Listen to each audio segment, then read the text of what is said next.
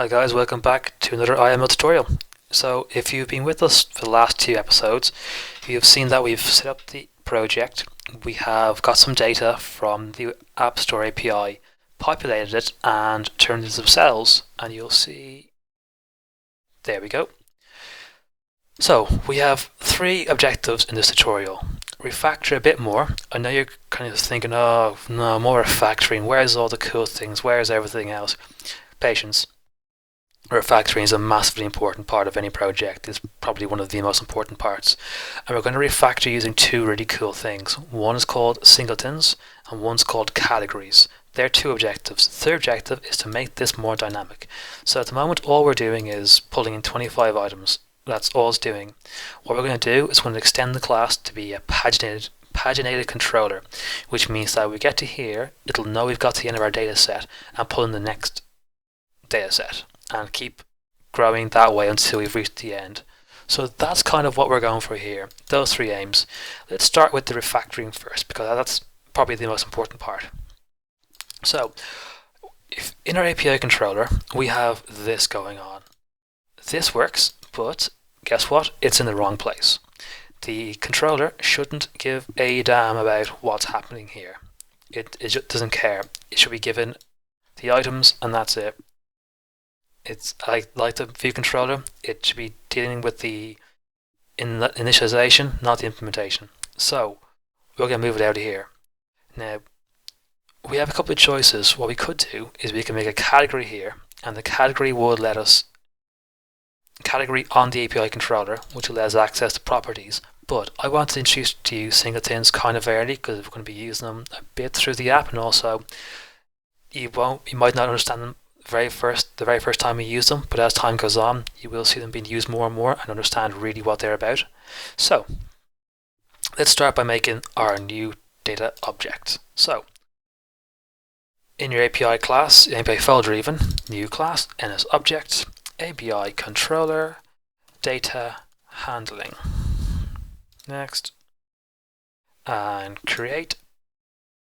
Okay, so what are we going to do here?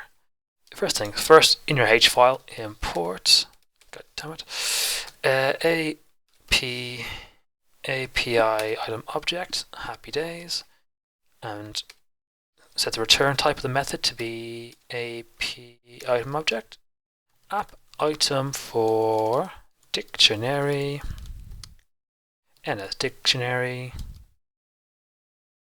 item dictionary. Okie doke, into your M file, and let's do this. So rather than typing it all again, we're simply taking all this functionality out of there and putting in here. So replace item with item dictionary, and then return item object. A little bit tidy up. Okay, all good. Now, probably wondering, okay, that's all well and good, but how are you going to access this? Well, first of all, you might be thinking, okay, you can just in here do object alloc in it, and then you have access to all the properties. You do, but since we're doing alloc in it here, we don't particularly want to. We can trick around with this and change it to work, but I want to keep this kind of structure. So what we're going to create now is a thing called a singleton. Okay, this isn't a true pure singleton, but it's a nice way of saying it. It's easier than saying it's an instance singleton essentially. But what this is going to do is it's going to make an instance type of this class that's going to be made once and reused over and over again. So you might be scratching your head and wondering, what am I talking about? This is what I'm talking about. So rather than having like the class name or anything like that, we're going to return an instance type, okay, called shared instance. So what's going to happen here is I haven't taken you through the whole dispatch thing yet, but I'm not going to take you through it now because it might just confuse you a bit more, but I'll just show you what's going to happen now. So static dispatch once, where are you? There you go. Nope. once static ID shared instance. Now, this might be a bit confusing for you, but please bear with me for 2 seconds while I type it all out once. So that's that one there. Block.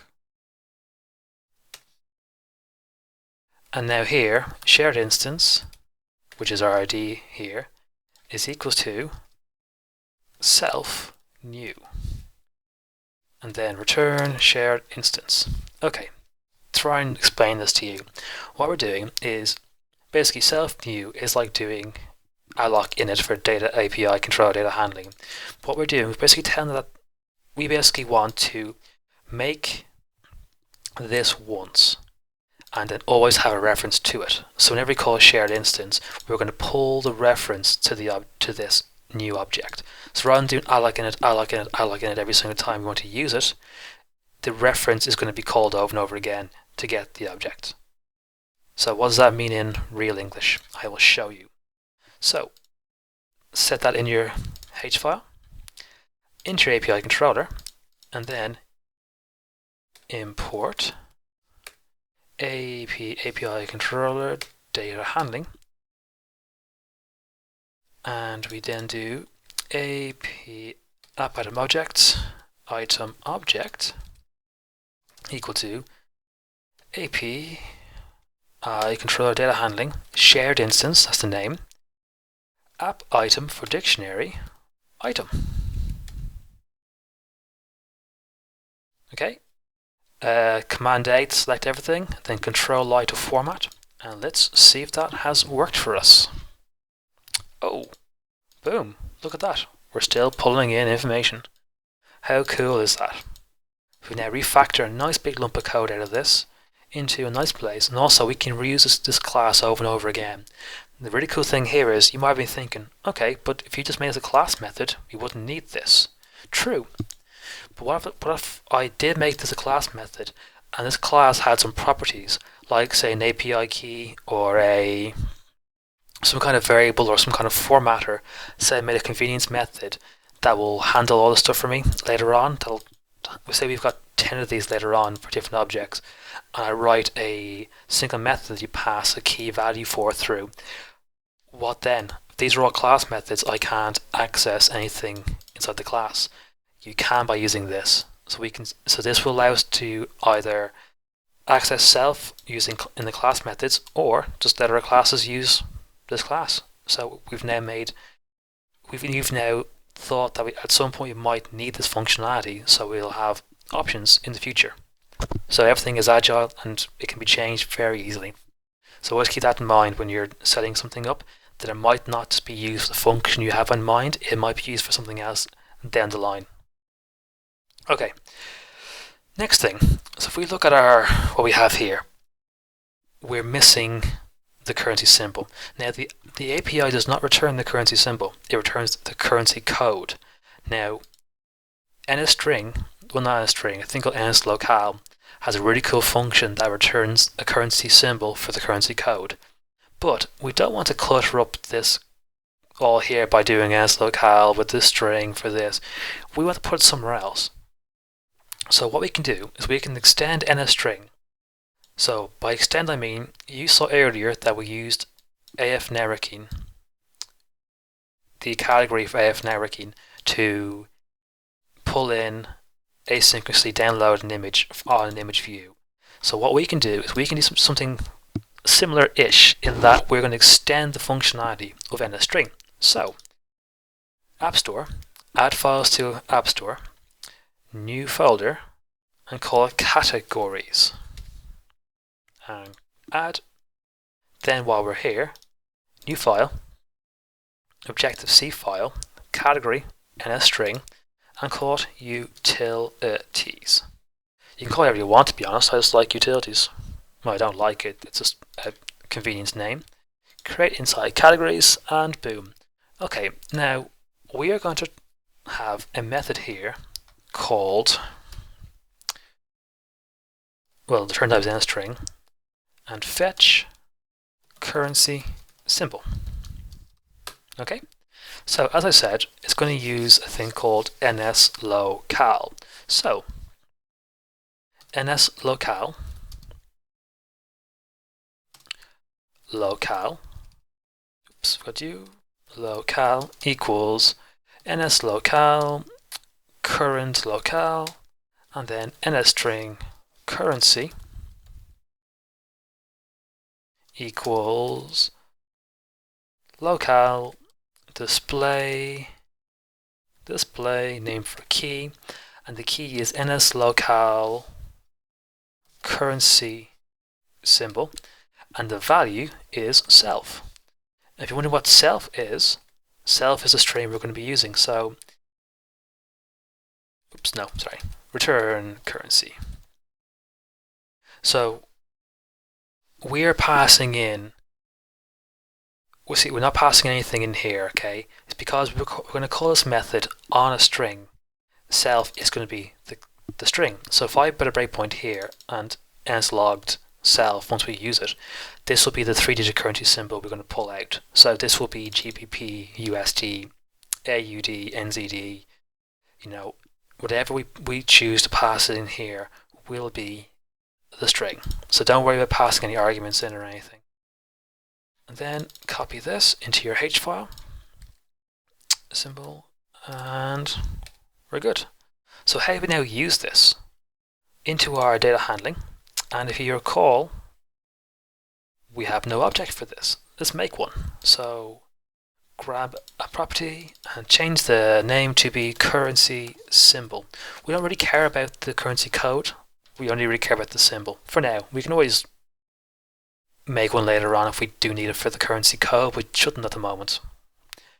Into our data handling, import your new category, NSString plus utilities, perfect.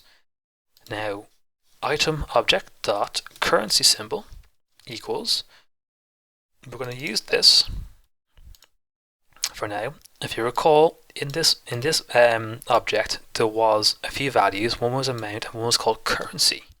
And that currency is, as far as I recall, GBP. And because this is a string, we've now extended NSString to we've extended NSString to add new functionality. So built into NSString is like string by appending string, etc., etc. But our new one is fetch currency symbol. I put that in the wrong place. Got one too many brackets at the start. Let's see, all good. So let's put a breakpoint in and rebuild and double check our workings. If we open item object, oh, look at that. There we go. We have a currency symbol. Brilliant. So now if we quickly do some magic here and go into our cell, and instead of just having the price, if we put another string before that, a space, then app item dot currency symbol, rebuild. I always forget to remove that breakpoint. There we go. You've now got your pound symbol, or dollar, or whatever you decide to use. Or not what you decide to use, what the API gives you. Okay, so that's a nice way of extending functionality, data management. We are now going to improve our main controller because at the moment it's not doing a whole lot for us. It's pretty static. In fact, it's completely static. It can do no more than this ever in its whole life. So what we're going to do is refactor the code slightly and extend it massively. So we want to, if you ever look at most apps, if you get to the end of the data, the last cell will be an empty cell with a spinner or a message or a, please wait while we retrieve more data. Then after a few seconds, it'll then pop and then you'll have more data and it'll all be one big happy table again. So we're going to do something very similar to that. In fact, that's exactly what we're going to do. So how do you do that? I've been asked this 1,000 times and I've done it 1,000 times. We want to return all the items plus 1. Why plus 1?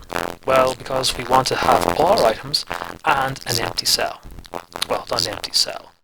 So we have to manage this appropriately. So to do this, if indexPath.row is less than cell.items.count, we want the cell to be this one. Okay. But let's make this a bit cleaner. ID cell. Okay. And then change this to be item cell. And then item cell decorate with etc. So what this means is that for as long as we have objects in the cells, we will draw the cells as normal. But whenever we go past the count of items, once we get past 25, we will now be showing extra plus one cell. So what's that cell going to look like? Well, let's make one. So new item, Coca Dutch, UI collection, view cell, and call it AP load more collection view cell. And great. Okay, we're not going to actually put anything in this as such. You'll see why very, very soon.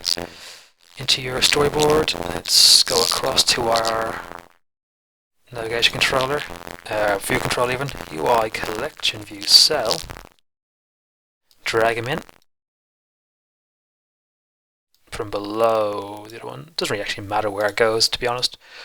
I'm going to call it AP load more collection view cell. Well, no, we're going to call it. We're going to set the class name to be that. Copy and then paste the identifier. Return. Don't forget that. Then inside that, search for an activity indicator view. Drop it in the center. Just mess around here. Style to large white, color to black, animating and hide when stopped. So let's move this around a little bit to get centered. Perfecto. Okay, that's our load more cell essentially complete. So what's going to happen is this is going to spin when you can see it. Once it gets removed, you won't see it ever again. So don't worry, it's all kosher. Into our top ready controller. Now a few things we have to change here. One is we have to import our new cell. So import AP load more cell. Okie dokie. Then if we're not drawing a regular item cell, we want to draw a load more cell. So AP load more cell equals collection view dequeryable identifier. The name is the same as the class name, and the index path is index path. All done. Cell equals load more cell. Okay, very easy way to check if this is working is just to build. What did I forget to do?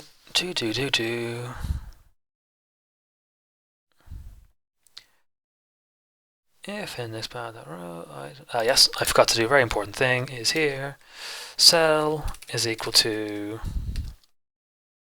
item cell. So we're always using the name cell, so we have to tell it that this item is the cell to use. My bad, I'm not bothered recording again for that one mistake. There we go. So if we go to the end of our list, we'll see happy spinning cell.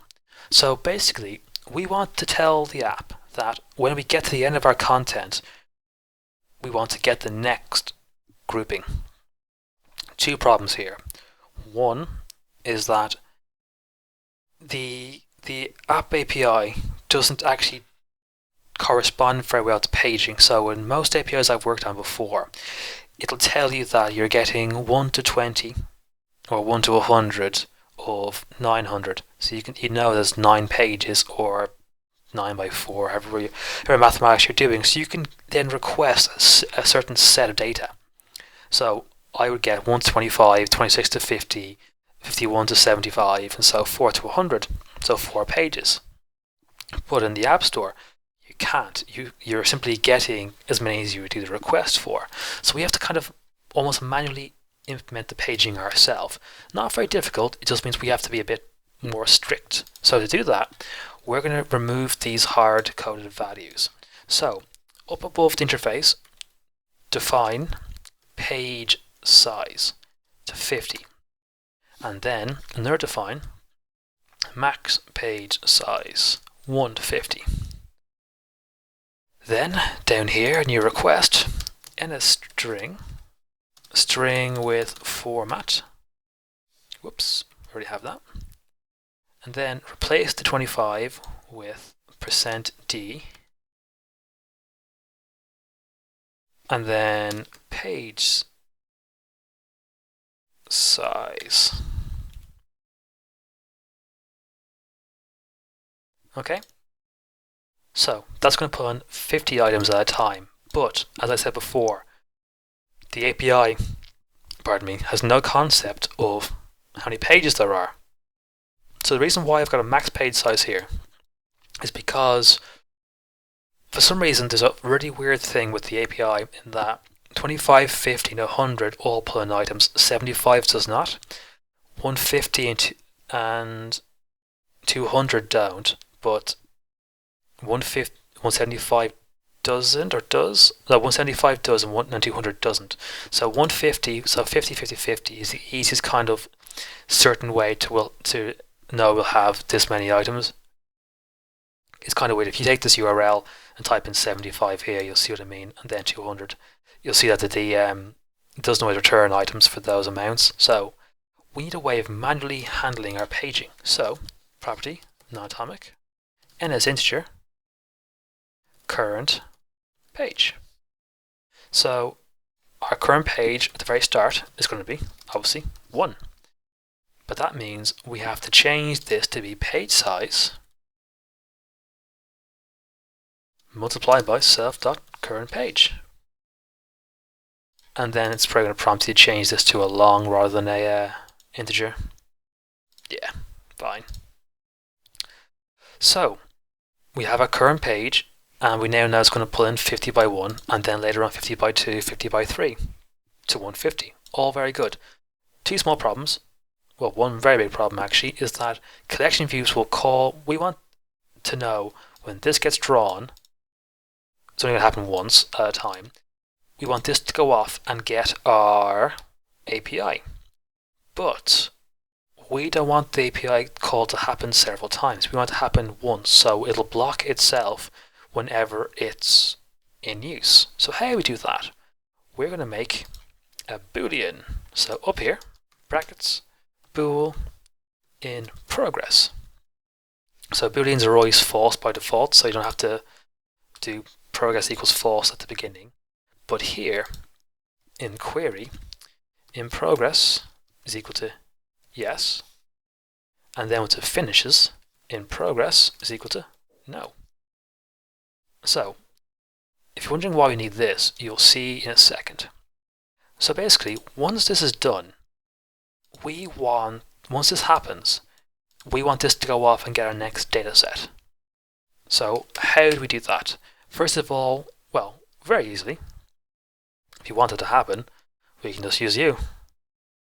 So once this gets drawn, we know we've hit the end of our data. So we can go, okay, self.currentPage ++. So then it's going to go off and get 50 by 2. Okay, but we don't want this to happen multiple times. We only want this to happen if the API isn't currently doing this. So, if not in progress and items.count is less than max page size, go off and do this. That makes sense? So basically, you make the cell. If there is not currently an API in progress, a call in progress, and we're not exceeding our max size, we haven't done 3 pages and gotten a 150, get the next 50. Simple. Now, there's one last problem. If I build, you'll see it very briefly. See how the cell's loading before I do anything? And also you'll see it again very soon. So next 50, get to the bottom, and we still see a loading cell. Why is that? It's because we're always going to return the amount plus 1. We don't always want to return the amount plus 1. Why? Well, we just don't, pretty much. So how do we go about fixing that? We need to change this parameter. So if self.items.count less than max paid size, return self.items.count plus 1. So if we're still able to get more items, just return the number plus 1. The plus 1's going to be our load more cell. If we have reached the end, just return self.items.count. But that solved our very last cell where we saw at the very end there it gets to the end. But this will not account for is this. Not that, you'll see now. That cell at the very beginning, that will not be accounted for in this if-else statement. But what will account for that is this, and self.items.count. Why this? Because when this gets called at the very start, this download is still in operation. So it's like a race condition. This is going to come back as 0. So it's going to return, 0 is going to be less than 150. Therefore, return 0 plus 1. There's no items, so it's going to go straight to this. So it'll draw the spinning cell to begin with and then remove it. But you don't want someone seeing that spinning cell before the rest of the cells load in. So that should fix it. Yep, didn't see it. And then if you go to the bottom, loading cell, no loading cell. 2 quick fixes. One is a shorthand way of writing this if-else statement. So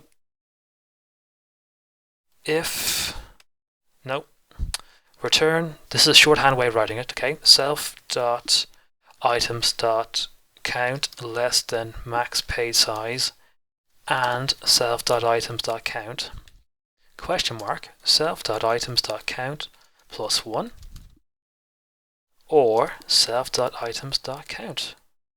So what this does is this is basically the if statement here. If the items.count is less than max pay size, same as the first part, and there is items, which is that part, if it's true, if these are true conditions, do the first part, else the second part. So we can delete all this. Okay. Second fix is that you have noticed there that the odd time you would see a flickering in the cells. That's because the collection view is dequeuing the cells before and after and reusing them. So sometimes they'll be retaining the last image they showed. So stop that happening. Into your cell, the very top, self.image equals to nil. Do rebuild. And no more image flickering. Ideally, because I'm on a very fast connection at the moment, I'm on my like home laptop on Wi-Fi. I have super fast speeds, but you cannot guarantee that with your customers or your users. They might have 3G, 2G, really slow Wi-Fi. So ideally we'd have a spinning thing in the cell, but that's another day's work. Okay guys, that's it for this tutorial. Next tutorial, we'll be putting in a segment control, handling different requests. We're going to put a bit more tidying up here. We're going to put the index numbers on these cells and a few more fun things. So the full code will be below in the description. Hope you enjoyed the tutorial. See you soon.